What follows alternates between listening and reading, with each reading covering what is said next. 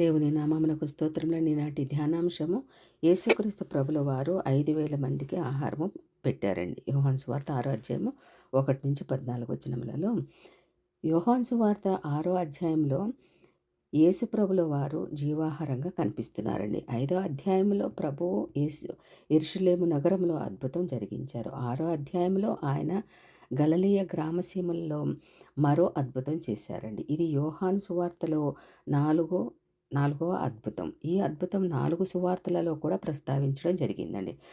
మత్తయి సువార్త 14వ అధ్యాయము, అదేవిధంగా మార్కు సువార్త 6వ అధ్యాయంలో 30-46 వచనంలో, లూకా సువార్త 9వ అధ్యాయం 10-17 వచనంలో మనం గమనించగలిగితే కనిపిస్తుందండి. ఇది చాలా బహిరంగంగా చేసిన అద్భుతం. మన ప్రభువు యేసు చేసిన కొన్ని అద్భుతాలు కొద్దిమంది ఎదుట జరిగించారండి. అయితే ఈ సంఘటనలో స్త్రీలు, పురుషులు కాక తినిన వారు ఇంచుమించు 5,000 మంది పురుషులు అని వ్రాసి ఉన్నది కదా మత్తయి సువార్తలో.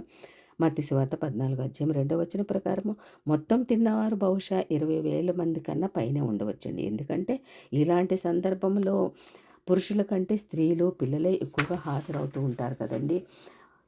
మరే ఇతర సూచక క్రియకు కూడా ఇంతమంది సాక్షులు లేరు.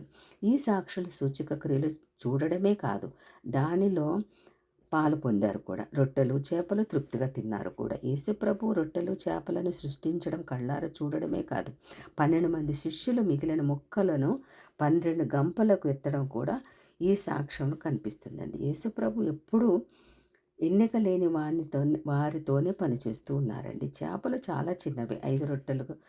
5 రొట్టెలు కూడా ఎవలతో చేసినవి. పేదలు తినేవి ఎవల రొట్టెలు. మన జొన్న రొట్టెలు, రాగి రొట్టెలు లాంటివండి అవి. ఈ రొట్టెలు మంచి గోధుమలతో చేసినవి కావు, చేపలు పెద్దవి కావు అని ప్రభు తిరస్కరించలేదు. ఆయన చిన్నవాటినే తీసుకొని ఆశీర్వదించారు. అది పెద్ద సమృద్ధి అయ్యిందండి. మనకు తెలిసినంత వరకు యేసుప్రభుల వారు ఎవరి సలహా అయినా అడగాలంటే ఈ సందర్భంలో ఒక్కసారే వీరు భుజించినట్లు ఎక్కడ నుండి రొట్టెలు కొని తెప్పించాము అని ఫిలిప్పు అడిగారండి. ఫిలిప్పు ఈ విశ్వాస పరీక్షలో విఫలమయ్యారు. యేసుప్రభు అతడి సలహా అవసరం లేదు. ఎందుకంటే ఏమి చేయబోతున్నారో ఆయనకు తెలుసు కదండి. 6వ వచనంలో అదేవిధంగా 12 మంది శిష్యులున్న ప్రజలకు ఆహారం పంచిపెట్టే పనిలో నియమించారు. నీతి కొరకు ఆకలి దప్పులు గలవారు ధన్యులని మత్తయి సువార్త 5వ అధ్యాయం 6వ వచనంలో ధన్యత జాబితాలో మనకు కనిపిస్తుందండి. ప్రజలకు ఆయన సేవకులు సువార్త ప్రకటించడం దేవుని ప్రణాళిక కదండి.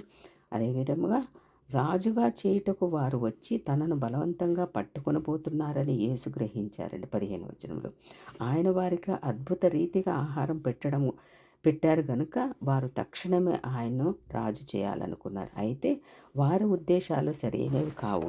ఆయన జన్మత రాజు. మత్తయి సువార్త 2వ అధ్యాయము 2వ వచనం నుంచి 6వ వచనం వరకు. పైగా ఆయన రాజ్యం ఏలే సమయం ఇంకా రాలేదని ఆయనకు తెలుసు. అందువలన ఆయన శిష్యులతో ఒక తోనెలో సరస్సు ఆవల ఒట్టుకు వెళ్ళిపోయారండి. మార్కు సువార్త 6వ అధ్యాయం 45వ వచనం ప్రకారం. ఆ తరువాత ప్రార్థన చేసుకోవడానికి ఒంటరిగా ఆయన కొండకు వెళ్ళారు.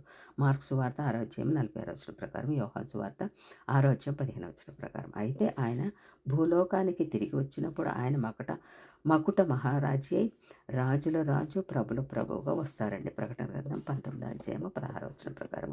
ఈ 4 సూచక క్రియలలో కూడా ప్రభు ప్రకృతికి అతీతంగా క్రియ జరిగించారు. దీని ద్వారా ఆయనకు ప్రకృతిపై గల శక్తి, ఆయన దైవత్వము వెల్లడవుతున్నాయండి. చిటికలో ఆయన ప్రకృతి పరిణామాన్ని క్రమాన్ని అనుకరించారు. వేలాది మందికి ఆహారం పెట్టడానికి 5 రొట్టెలు 2 చిన్న చేపలను విస్తారం చేశారండి.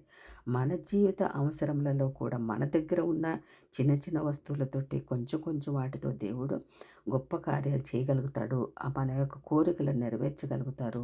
మన బాధ, సమస్య, అప్పుడున్న పరిస్థితులకి అన్నీ కూడా తీసివేసి సంతోషం ఇవ్వగలిగే శక్తిమంతుడు, సర్వోన్నతుడు, సర్వాధికారి అండి మన యేసుప్రభుల వారు.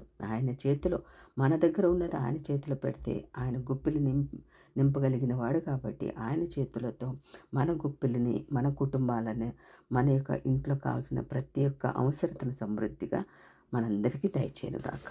ఆమేన్.